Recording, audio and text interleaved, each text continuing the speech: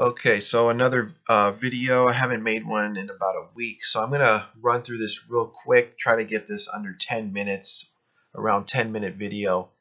So now that college basketball is ending, uh, I'm gonna show you a good stat that you want to use this during this time, okay? Because it works really well during the NIT and the big tournament, okay? And this is where this stat will be the most effective.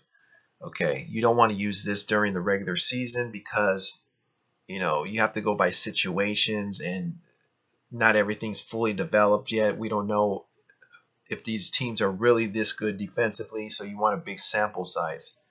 Okay, so this stat, defensive efficiency, this measures how efficient, exactly what it says. Okay, how efficient a team is defensively throughout the season and overall.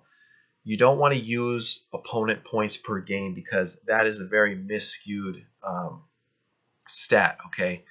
Because that accounts for fouling at the end, random free throws, okay?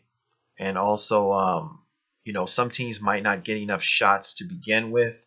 Some teams are overmatched, okay? And a lot of teams will put up more points and they just can't match that, okay? So, but this measures the team itself and how efficient they are, okay? So these are elite defenses here, all right? So, of course, this year we got Cincinnati and Virginia. You're not going to get any value with these two teams because Virginia's ranked. Both of these teams are ranked here, so you're going to get no value here. Okay, so the teams that I'm focused in on, I'm going to show you from last year how well some of these low-profile teams did. But first, I want to show you some of these teams that I'm talking about. Okay, so in the event some of these teams do make the NIT or the big tournament, these are the teams you want to be betting on as an underdog, okay? Because these teams will get no respect from anybody, okay? These teams will only go so far and they will make people a lot of money. All right, so just to be out on the lookout for teams like Grand Canyon, okay, New Mexico State, Old Dominion, Wright State. I'd keep it to the top 15, even top 10. That's what I like to use. I go far as Stephen F. Austin, teams like this. Okay, you don't want to get too far down there, but top 10, especially Grand Canyon here, Old Dominion, and New Mexico State. These are the teams that you want to be looking for. All right. The reason why I'm avoiding some of these other teams like Texas Tech, Virginia, Cincinnati is because these teams are ranked, like Michigan State. You're not going to get any value with those type of teams, okay? Greensboro is another one. I'm not too sure about their record.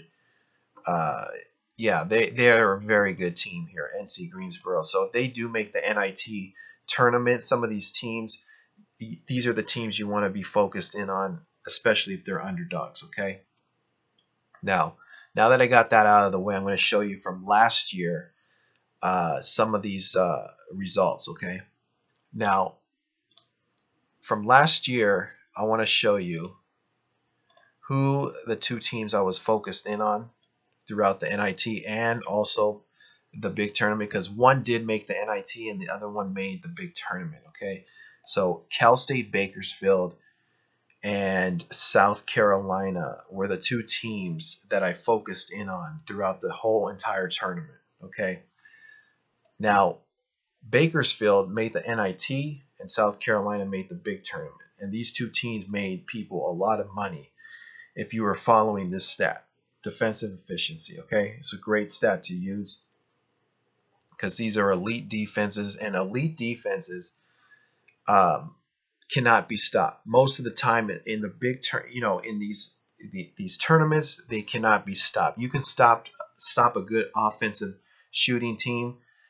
Teams will miss shots, but you cannot stop an elite defense in these tournaments, okay?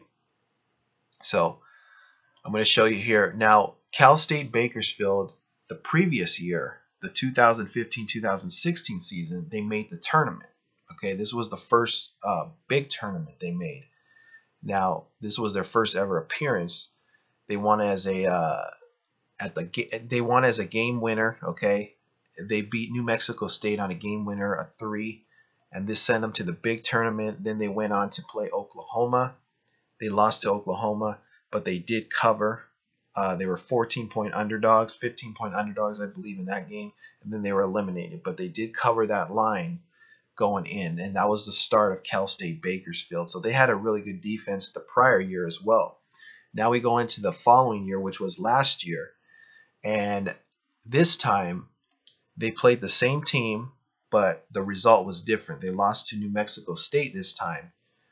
Okay, they lost this game, but then they still were granted the NIT. Okay, so they made the NIT tournament, and this is where they did damage. Okay, this is where they did damage and made people a lot of money.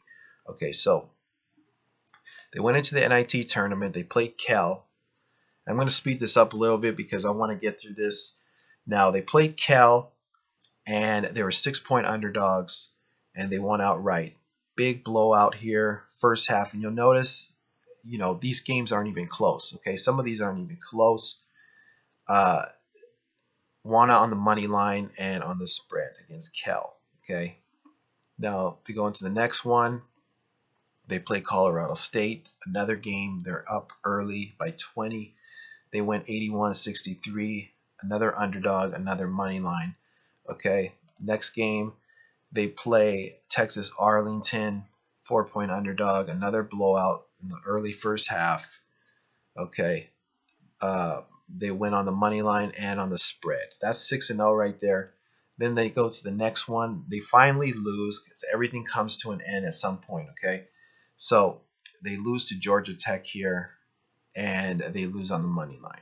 Okay, but they made well over return on investment, very profitable for Bakersfield here in this NIT tournament.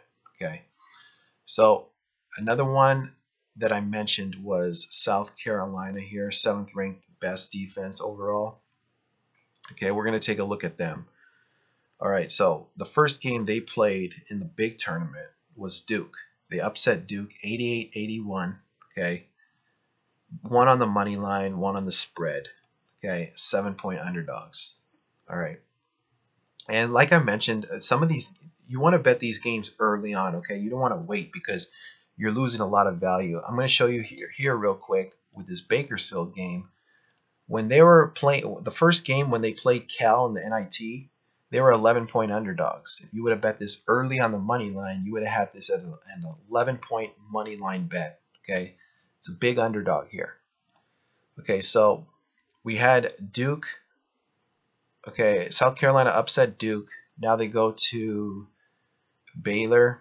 They play Baylor here. Another blowout in the first half. They win big, 70-50. One on the money line and on the spread. Okay. Then they go to Florida. They play Florida here.